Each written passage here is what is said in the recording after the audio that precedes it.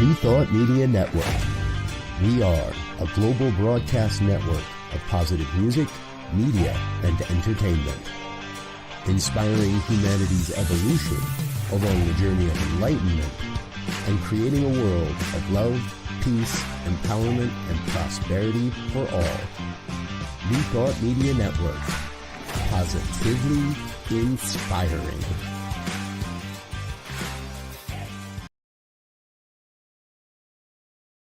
Welcome to Girls Behaving Metaphysically. Your hosts are two girls who believe that life is awesome, that laughter heals, and that it's possible to find deep spiritual insights in everyday experience. Here come the girls. It's more than practical. Here come the girls. Way more than merely factual. If you want to know the secrets of a life, it's free. Listen to Girls Behaving Metaphysically.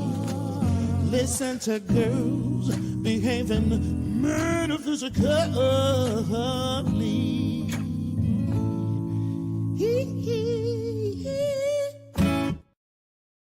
Hello. Welcome to Girls Behaving Metaphysically. How are you?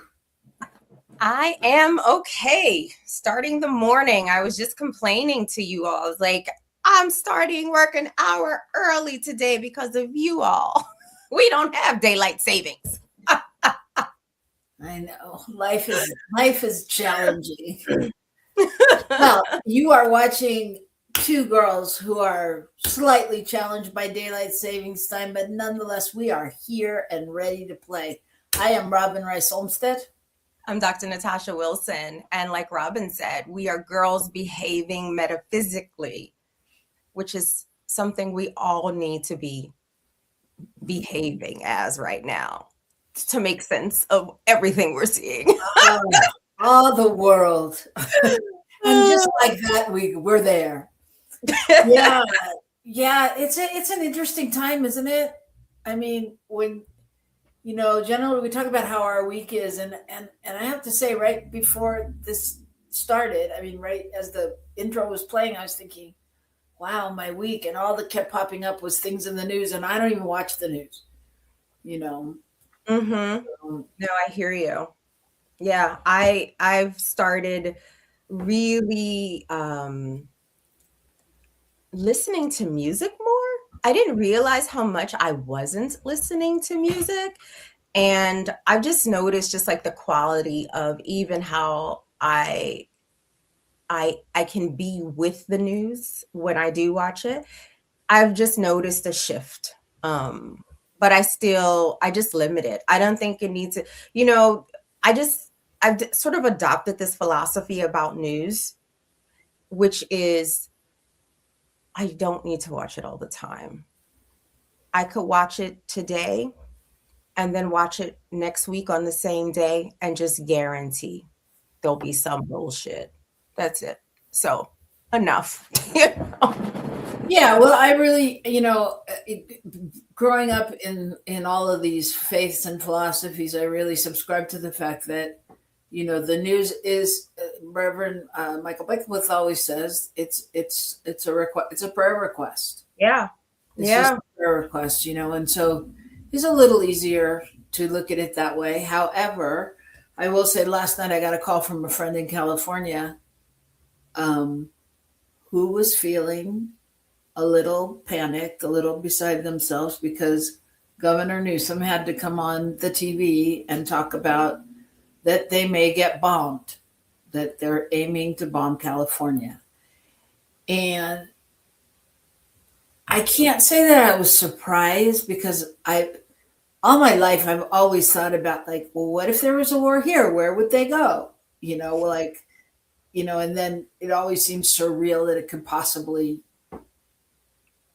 like go to, Orange County or wherever, you know what I mean? Just somewhere. But like, I always thought like, well, California, New York, San Francisco, wherever.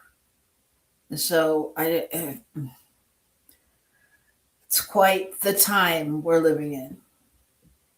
Yeah, I did hear about that news, and it just is something about it just isn't landing right in me. It doesn't make, like, it just doesn't. I mean, it makes sense in the sense that this particular political regime has really focused in on blue states, right? Around ICE and immigration and all these political games, gerrymandering, all this stuff. And so I was like, oh, they're going to attack a state that Trump really doesn't like? I don't know. That just didn't sit well with me. So, and the person who runs the FBI, I can never tell what the hell he's looking at. So I don't know. I feel deeply skeptical about everything that comes out of this administration because they lie so much. I mean, like, in unbelievable ways, and like ways that I think we need to study or do some research or some clinical something about. Just unreal. It is unreal. I feel like in 10 years, 20 years, whatever, when they're able to really talk about it in a different way, I think it's going to be super interesting on some level to see the strategic makeup of this whole thing, because I don't know. I fluctuate between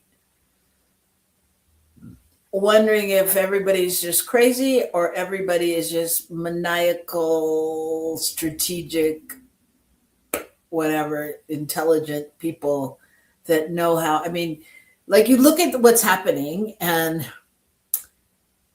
I find it interesting that as soon as like Hillary Clinton and other people went to testify in the Epstein files and things like that happened that didn't get blown up into something else, we took our attentions off that because they didn't want us to see that there was nothing there. You know what I mean? It's like you can't pin it on them if it's not there. Yeah. I don't know. And just, I mean, the way that he's been able to maneuver this time to where really it's hard to hold them accountable for the things that they need to be accountable for. The truth is, Robyn, it's not hard. The willingness is not there by our systems that are supposed to be a system of checks and balances. The only, when we think about the branches of our government, and look, because nothing is I believe everything is connected, everything is interconnected. Even when we think about the way that our government is structured, I even think about like what all that even means even on a metaphysical level. But we have a system, or it has been designed, or supposedly, to sort of have three co-equal branches of government, right? And so the whole reason of that setup is so no one branch of our three system government gets out of line, right? Because power it can be corrupting when people don't know how to steward power well, or if they're unwell, right? Which these people in this regime, I am absolutely unequivocally believing that they are unwell psychologically. So that's its own thing. But yeah, there's like our House of Representatives, like they're not really standing up. And I mean, part of it is because they're not really representing. No, but then then again, that goes back to the Supreme Court, because really the one branch that's really kind of, I feel like, holding it together is the judicial branch. And it's from the judicial branch, i.e. the Supreme Court, that money in politics became something that was seen as free speech, right? And so our politicians don't represent the people. So they represent whoever's paying them, you know? And so, yeah, there's the will isn't there. Yeah. You know? So, yeah. It's complicated and yet it's not, you know. Right. To me, it's so not complicated. I just feel like if we stop allowing ourselves to be gaslit, right, and believe what our eyes are seeing, then it's really not that complicated. Well, yes, and I think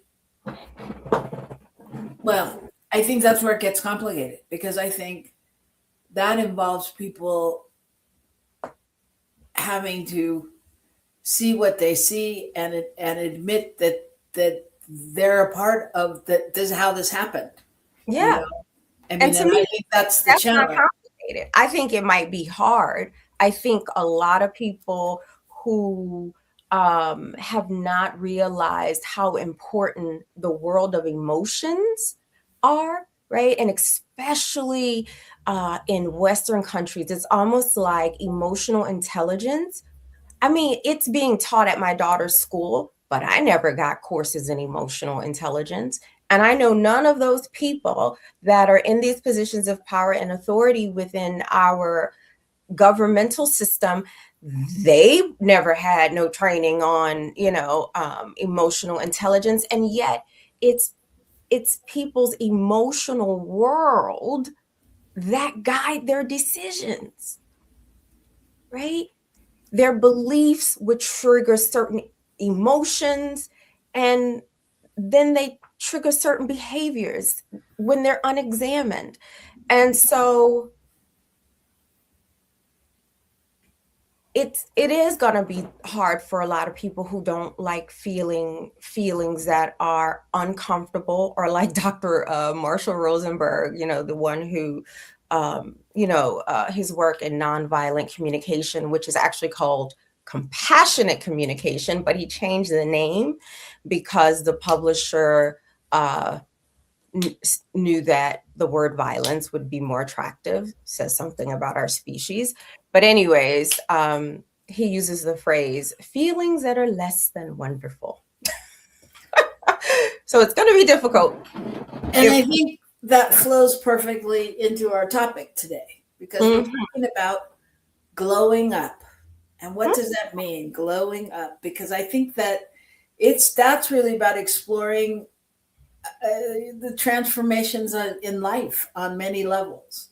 And that's kind of where we're at, how we glow and how we radiate that out into the world. So That's what we're going to be talking about today. Okay, can I before we pull the card quick, can I just tell a story about the title quickly? Go ahead. I have time? Okay. Sorry. So Robyn sent me a text message today with a couple of topics for today, within our theme.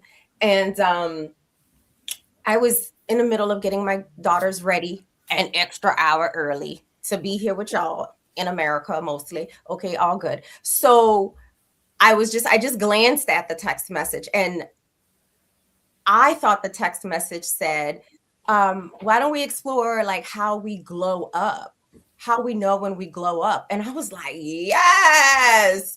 And then after I got my daughters off to before school care, I read it, and it was like, oh, how do we know when we grow up?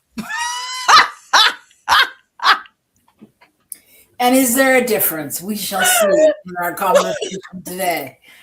But before we get to that, it's just spirit in action. There's no mistakes, right? Before we get to that, we're going to do our card pull of the week. Da-da-da-da.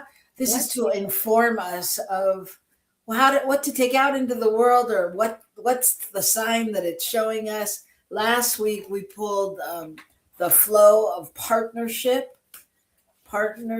and so in some ways it's no mistake that everything in the news is coming up, because how are we partnering with our world? Just a question. But now I am shuffling the deck, and Natasha, you can tell me when to stop shuffling this soulful woman deck of cards. Okay, stop. All right. The card is Soul's Journey. Soul's Journey. Mm-hmm. And it says, Soul's Journey. Living from soul opens me to the magic that exists when I surrender to divine manifestation on its own terms and timing. Mm. Oh, that. Mm. On its own terms and timing. Mm-hmm. Okay, so let me see here. Okay. Soul's journey. As a soul, I am connected to an abundant and infinite universe, one that is constantly giving birth to itself. Likewise, my body cycles are connected to the cycles of the earth, the moon, and the cosmos. It's a perpetual dance of birth, death, and renewal. On my soul's journey, I am drawn to make meaning of my experiences as they unfold. Experiences that are joyful, as well as those that are more difficult, call to me. They ask me to become more fully awake, to fulfill my purpose, to live from my essence and from soul. Living from soul opens me to the magic and abundance of the universe to which I am intimately connected. The depth and luminescence of my soul is tempered by virtues of humility, patience, compassion, and endurance. As I surrender to divine manifestation on its own terms and timing, I find that even the impossible begins to feel possible. Oh, I love that. I love that. Soul's journey. What I think is a perfect card for today. Absolutely. And Yeah. if you're out there joining us, please let us know how that shows up for you and where you're watching us from, and participate with us so we have somebody to play along with. Soul's journey. So what comes up for you? Yeah, first of all, so much of when I think of soul's journey, and then like my individuated soul's journey,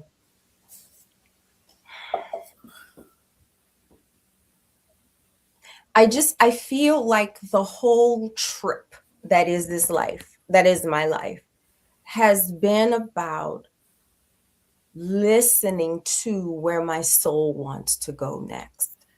I was in a meeting this week with some clinicians, and talking about how I practice, and my philosophy of practice, and my willingness to bring the conversation about spirituality and soul into the clinical setting.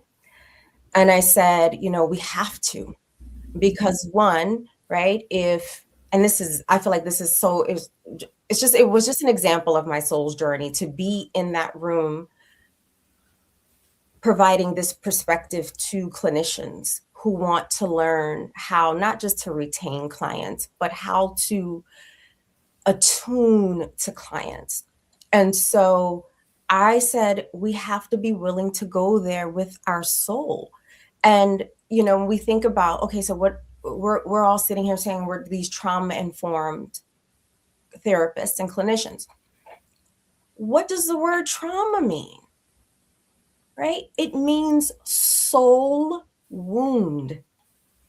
So if we want to be engaging in the recovery process with human beings, and we want to create spaces where they feel safe to be with some of the most difficult experiences in life.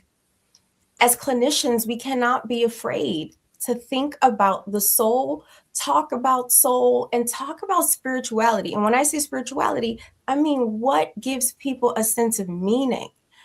And so when I hear the soul's journey, it just makes me think of exactly how that showed up, like in that particular way in my life this week in a meeting, right? Like this is my soul's journey to keep bringing the conversation of soul and spirituality to places where we think those conversations are not supposed to happen. Yeah, that's beautiful. And I think what comes up for me when you were saying that is, you can call it soul, you can call it number of things. I mean, but that's kind of our mission on the show, to recognize that in everything, and to listen to that and to learn to live from that place. Yeah. Yeah. And when we live from that place, it's so interesting because the other thing we were talking about was like how to support new clinicians, like to pivot, right? So like they may be trained in certain methodologies and so like even if they don't see like change or clients are saying like this, like I'm coming back every 2 weeks and, I'm still having the same, but whatever. And I'm like, I remember I had like the best clinical supervisor. I like the best. And you know what? Now that I think about it, she was my clinical supervisor at the same time, Robyn, I was your student. And I remember she was like, therapy is both an art and a science. And so what that means is we don't just get wed to methodology, right? Yes, we want to make sure that we're engaging with evidence-based practice, but engaging with evidence-based practice does not mean we keep nailing that, it's not working, right? So we pivot, right? We pivot. And I find like whenever I listen to my soul and I pivot based on what my soul is pulling me to, and I swear every time, hands down, I always land somewhere, one, that I didn't necessarily expect, but two, has been so beneficial for my life. And that's listening to my soul. Yeah. Yeah, I totally agree. And what was coming up for me was really how, in this time in the world when the world is very loud and things are going on and it appears busier than it has been. Maybe it's not true, whatever. But it's actually for me, it's more of a nudge or a 2x4 sometimes to listen to my soul, to take that moment to not just go with the norm or the flow, or to check in and make sure that it's really my time to do whatever's being called for. And I think, also, as we grow older, that I'll speak from the eye, but I was having this conversation with somebody else, and that, I've begun to question more like, okay, because like time, you're going the direction that it all goes, so like, what is it that's really being called forth in me now? And if I didn't do it 20 years ago and I'm still thinking I got to do that, like, really checking in with that and being with what it is that my soul will really fulfill my soul mission. So it's an interesting card. It's an interesting card. It'll be interesting to see how it shows up. You know, what you just said about like how when like you, we, us, we feel or get this clear sense around, and maybe not always so clear, but we feel the calling to whatever it is. Yeah. And when we don't answer the calling, it's like it will just keep showing up, right? And it'll just keep reminding and just keep reminding. And again, it's so funny how much everything is connected. So I have this meeting again with these clinicians who want to understand like how to practice in my sort of tradition of practice, which was very nice. It made me feel very grown up, like, oh, I've grown up professionally. And you were glowing. They were catching the glow. It was actually a really fun meeting, actually. But what was I about to say? Oh, shuckaduck. Oh, I had said something about how I always have felt called to ministry, but it's never quite been able to all come together for me. Like, originally I remember when I first felt that calling, when I was like, the earliest I can remember is 13, but I was having experiences long before that. And at 13, I had fallen in love with Islam. I would say my mom, I love her so much because at the end of the day, I reflect on so many things and my mom really let me just explore things, right? Like, and so I was like, I just was loving me some Islam. My mom even let me go to school in a hijab. It drove her insane, right?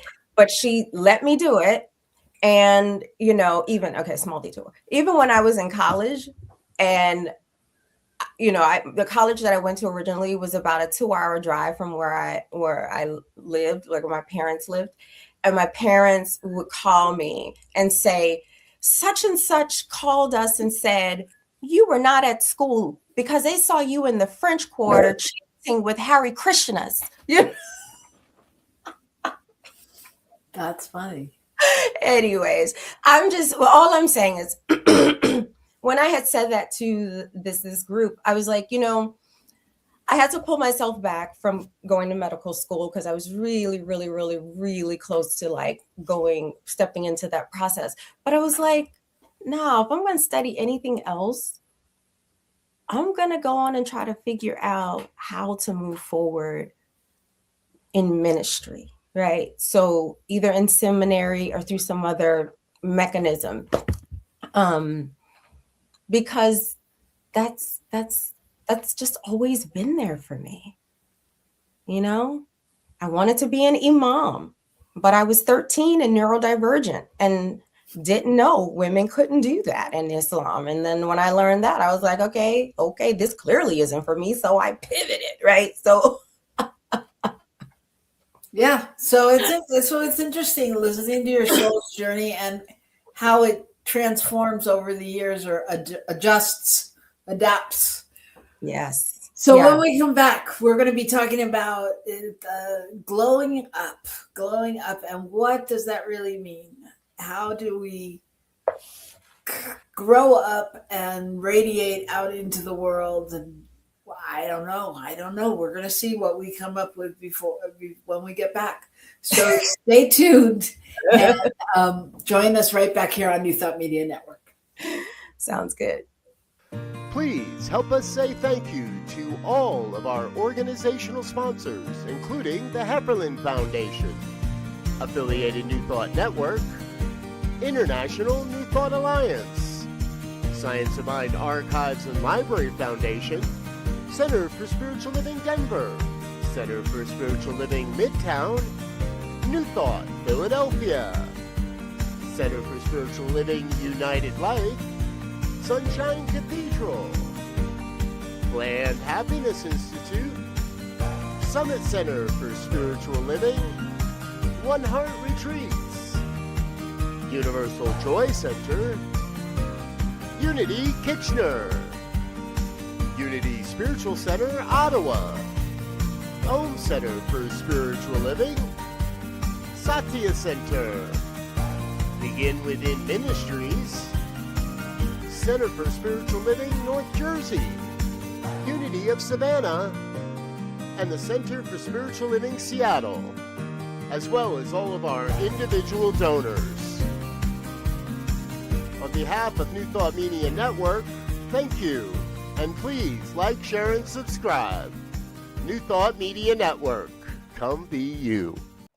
Come expand your spiritual journey. Join us for Just the Talk, Sundays, 1 p.m. to 6 p.m. Mountain Time. Experience Unity Kitchener and Ottawa. Center for Spiritual Living Midtown, Center for Spiritual Living Denver, Unity of Garden Park, New Thought Philadelphia, the Sunshine Cathedral, Unity of Savannah, and the Om Center for Spiritual Living. Come unleash your spiritual potential with New Thought Media Network. New Thought Media Network proudly presents the Science of Mind Saturday Conversations. Learn more about the Science of Mind philosophy, faith, and way of life.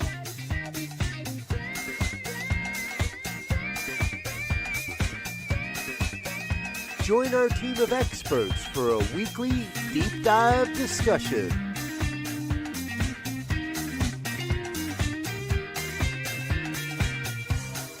Come study the science of mind, chapter by chapter,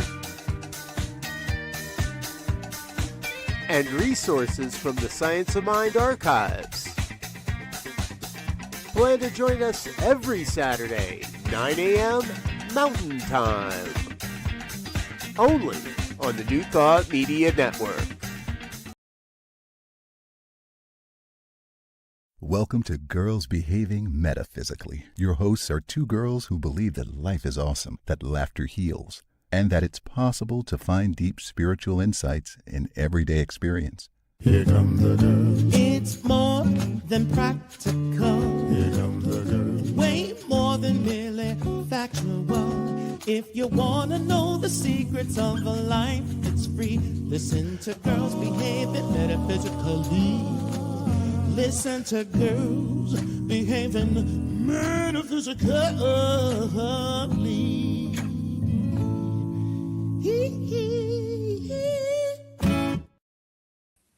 Hello, we're back. And we're on different sides of the screen now. We are. Look at our producer keeping it live. All right. Yes.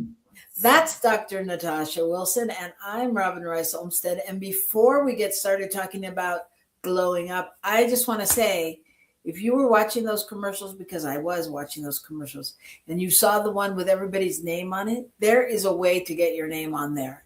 And you might notice our nifty little QR code up at the top of the square you're looking at.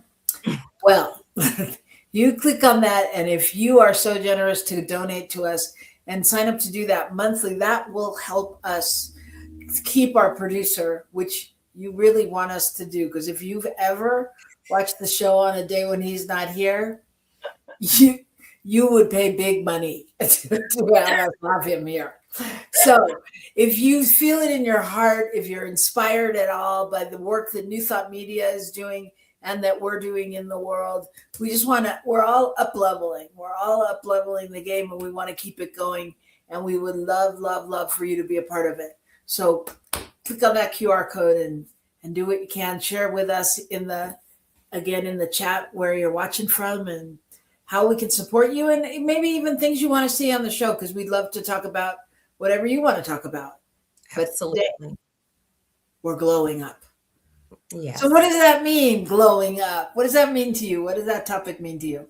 All I know, Robyn, is when I saw it, I got excited. Even though I misread your message, right? I don't know. I think I had a conversation recently. Oh God, I'm not on social media anymore, but with people who are like in my real life, we catch up from time to time. And I was talking to someone who I had not spoken to since high school. Okay. Wow. High school. We graduated together in high school in 1994. Wow. And we were like best friends back then. And she just said to me, Natasha, I don't know what you're doing, but you are way more prettier today than you even were in high school. And I was like, thank you so much. And I said, girl, I know I've grown up. Like I'm glowing up, right? I've grown up, like, whatever. And then went on to like talk about like aging and how aging really can be a process of glowing up. And so we were talking about it like on a physical level, but we also ended up talking about how much what we see on the outside often, especially with deeply soulful people, it radiates. And so yeah, we're talking about like what does it mean to like really continue to live our lives like soulfully and deeply, very much what we were just talking about this morning. This is what I'm saying, like everything is so connected. And the fact that that card was pulled, and the fact that I misread your text message but also got excited at the same time, I just feel like glowing up is this ongoing process of like letting your soul unfold to, like I get, Michael Beckwith, I remember him saying like, until your soul's greatest yet to be, like, right? So to me, that's like what it means to glow up. It's like to follow that spiritual pull and to trust it, right? And when I say trust it, like for me, trust has been a very like sticky thing. Especially like because I mean, I don't have the anyways, we've all had loss and some traumatic loss, I'm sure, at some point in our lives. And I remember when I lost my brothers, I just had no trust that there was a divine order or that there was even a divine. And that was huge for someone like me who at 13 wanted to be an imam, right? Yeah.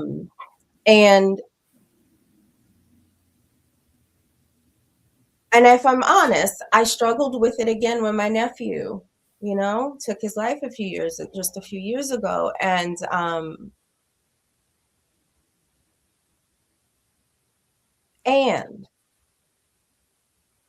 I keep coming back to there is a divine order.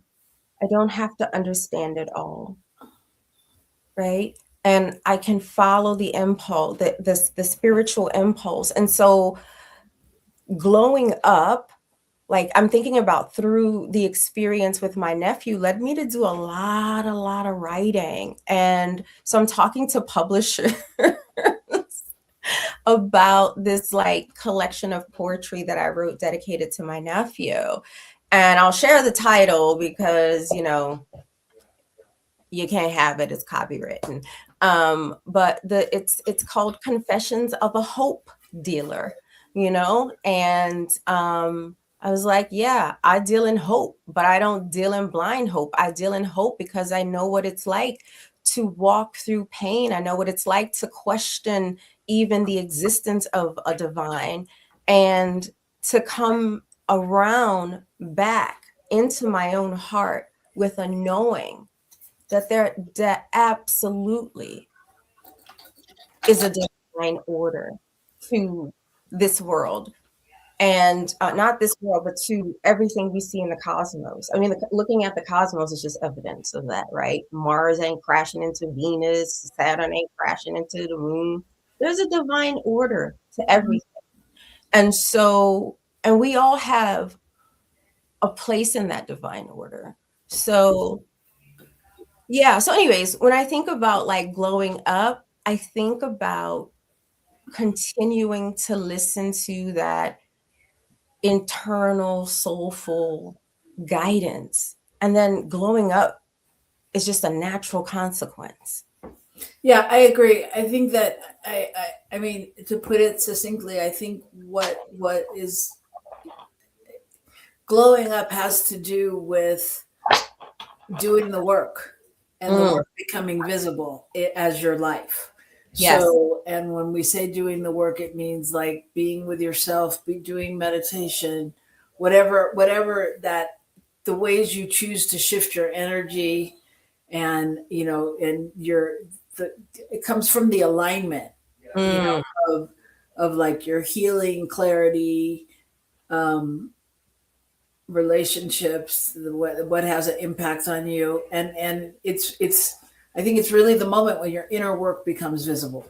And so I think that's what we're talking about. And I think that when I thought about it for the brief 10 minutes before the show, I thought that there, really in some ways there, I think there's like three facets of it, like your inner work, your relational work, and then your work in the world. And how do you glow in those places collectively and on your own, and I think it starts with yourself, right? And how do we do that? How do we move into that space? What do you think in terms of how we move into that space? Well, I think it's really the first stage is really about your alignment. Your well, maybe it's about knowing yourself, kind of being able to be with yourself and recognize maybe the truth of where you are, and knowing like there's things that you may want to shift and stuff, and glowing into alignment with that, so that you match your truth, which is exactly what we're talking about, the soul's journey, so that we match our soul's desire, our soul's journey. Like, are we living in that alignment? And then I think there's also like the healing part of that, where sometimes we look and go, oh yeah, that's an old story, I don't want to carry that, or I don't need to buy into this thought, or that's not really the truth of who I am. And I think being able to breathe into that and see also, I've been doing the artist way recently, and it makes me just think of like, your monsters, or the people that have dimmed your light, or the stories that you've told yourself, like really letting go, or releasing those, or acknowledging them, or exploring them. Probably I just did it the backwards order. So acknowledging, exploring, releasing, but being able to move into that space. And just like when we looked at the 4 agreements, being able to look at those principles and really, really explore them, and anchor them, and I think we begin to glow when we really kind of grow into that it happens at different stages for people, I know, but grow into that place of enoughness and knowing, that power of who we are, and we stop performing and we start being and Yes. and allowing. Yes. And I think that's Yes. the beginning stage of glowing up. Yes. Yes. And there is this other thing that I noticed that happens, because remember, like, okay, so the way that I read your suggestion for the topic, right? Even though I got the words wrong, what I read, like what stood with me was, okay, so how do we know when we are glowing up? Right? How do we know? Yeah, how do we know? Yeah. And that really, really stuck with me. Well, first, I think I've told you about this, right? I told you about this? Yeah. Right? Yeah. So glow, glow, glow, glow up, glow up. Okay. And then we stay connected to our soul's purpose. Yeah. And I think, that we stay connected to our soul's purpose. And when we do that, then we really stop abandoning ourselves. That's right. And we stop letting our energy get dissipated out there and, having that sporadic energy leakage, where it really doesn't serve us, and we're just, we can stay true to ourselves and stay true to that mission, The other thing, just to get back to being serious. I mean, I am serious about this spray. I mean, if you want that glow like that, it's real. But if you got hair like mine, you got to make sure your hair is out the way, because if I spray, it's gonna turn into an afro like instantly on camera. Okay, so, but one of the ways I know I have grown up in certain domains is that I really live my life. I don't really worry about what other people think about what I'm doing or the choices that I'm making. Do I care about people? Absolutely. But my check-in system, when I was younger, my check-in system was so external, right? Now, my check-in system starts here, and I'm pointing to this, my heart in particular, because I know when my heart is in coherence, when I am in heart-brain coherence, that I'm glowing up and that I am making choices that serve the evolution of my soul and the evolution of my spirit. And so I know then that whatever I'm doing in the world is an extension of serving the divine in the world, right? Yeah. And I think that's exactly how you know when you're, not in the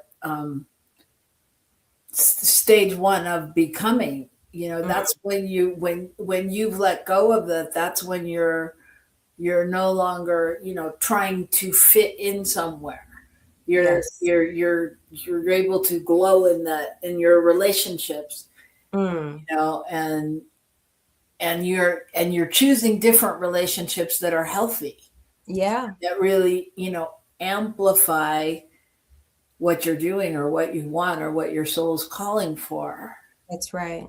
And you're able to speak freely and speak the truth. You're not holding back to try to appease people or whatever. So you're really living, from that place of speaking truth with love and, without the fear. Yeah. I think all those things are really, not only, you're in harmony with yourself, but you're also creating, if you're the mirror to people's reactions, you're creating that kind of network that's supporting you in your shared caring and shared love and shared like-mindedness of kindness. Mm-hmm. Mm-hmm. Absolutely. Absolutely. And we've talked about it before. I mean, we're at a different stage in our life where we know when somebody's not aligned with our mission or our light or our purpose, Mm-hmm. you know? And Yeah. sometimes we have to shift and let go of a relationship to allow others to blossom more fully. Absolutely. You know, I really, I may have said this a few weeks ago, like I'm really at a stage in my life where my relationships, whether it's friendships, work, clients, like they're curated. They're curated based on deep and fundamental alignments. Right. So my circle looks different, but because I am more discerning based on having a deep connection to my own internal check-in, right? My checking in with my own soul, my circle of connection is literally curated. And it's sort of like this feedback loop, right? Where my relationship with them encourages their glow. Their relationship with me encourages my glow. And it's really quite, it's a beautiful way to live. And, you know, our show is called Girls Behaving Metaphysically, right? We're both women. And, you know, as human beings that are socialized as women and girls, we are literally socialized to place our sense of who we are and our worth out there. It's why it is such a revelation when someone, especially a woman, a person who has been socialized as a woman or a girl, comes to this point in life that they're not looking out there. They're not, right? It's what other people think about you is just really not your business, right? Like we come back home to the divine within. I just think that there's a power and a beauty and a glow in being like your internal space of reference. And then just the one last thing that I want to say, because I am forgetting things this morning quite a bit, I'm noticing, but there was something that I wanted to say that has gone into the ethers. It'll come back. Well, it needs to come back in the next 3 minutes. If it doesn't come back in the next 3 minutes, that's all right. I'll text you about it later. So, but I think you're speaking beautifully to like what I was saying about, you know, us out in the world, because I think that's the stage you're talking about. It's like once we move through, you know, those steps, then our glow becomes the light of the world. It becomes the service that we give. It becomes who we are. Just like when you were talking about your calls and being on your calls, and you know, you were sharing from your space of purpose and heart, you know, and who you are with people. And, you know, you're allowing your gifts to, What calls? What calls? With the therapists, with the clinicians, with whatever. No, that was in person. That was at a meeting. Okay, at the meeting. Well, so at the meeting. I mean, it's the same thing, because, you know, you showed up and you're energized by it. It's not like, oh God, I got to do this. It's, you know, you're living in that space of that energy, you know? Yeah, authenticity. It's an authenticity. It's authenticity. It's not performance. It's being who you are and sharing that.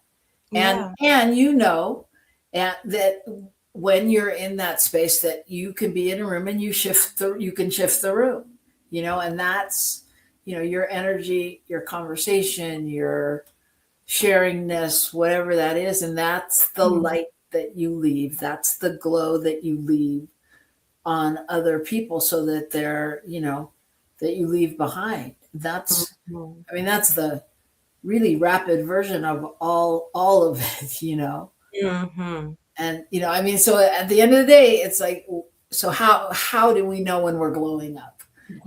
Well, when we're aligned, right? When we're aligned with spirit, when we feel it, when it's we know we're coming from that honest place. And, Yeah. we glow when we know we're loved. You glow when your kids hug you, right? When your kids I glow when I just think about them. There you go. But that's it. It's because we're in that space of authenticity and realness and that energetic of what we feel and what that brings to us. No, seriously, my children, they're like, oh. I told you I went to therapy to make sure I wasn't over loving them. I mean, look at my daughter when she was 3 at dance school. And her tutu, look at that. Okay, that should make all of us glow. But right now it's time to go, not glow. So glow as you go. Next week, we don't know what we'll be talking about. We'll see, but just remember that, glowing up is really about allowing yourself to live into its fullness. It's not about chasing something or new cosmetics. It's really about what happens when you choose yourself with consistency and commitment and compassion and courage and all of the things that it takes, to really honor your value and stop negotiating with your self-worth and all those things. So we're just encouraging you not to dim your light, not to dim your brilliance. Yes. And yes. Look, cosmetics aside, I'm not really into them as much, but this spray, which is not a cosmetics, I'm telling you, this spray and drinking a lot of water also contributes to a physical glow. You know what? Unless that spray's owner has clicked on that QR code, we are not talking about it anymore. But go out into the world and glow, everybody. Yes. All right. And we'll see you next week on Girls Behaving Metaphysically. Thank you. Peace and blessings. Thank you, Michael Mangus, our fabulous producer. Click the QR code. Bye. Come expand your spiritual journey. Join us for Just the Talk. Sundays, 1 p.m. to 6 p.m. Mountain Time. Experience Unity Kitchener and Ottawa. Center for Spiritual Living Midtown. Center for Spiritual Living Denver. Unity of Garden Park. New Thought, Philadelphia. The Sunshine Cathedral. Unity of Savannah. And the Ohm Center for Spiritual Living. Come unleash your spiritual potential with New Thought Media Network.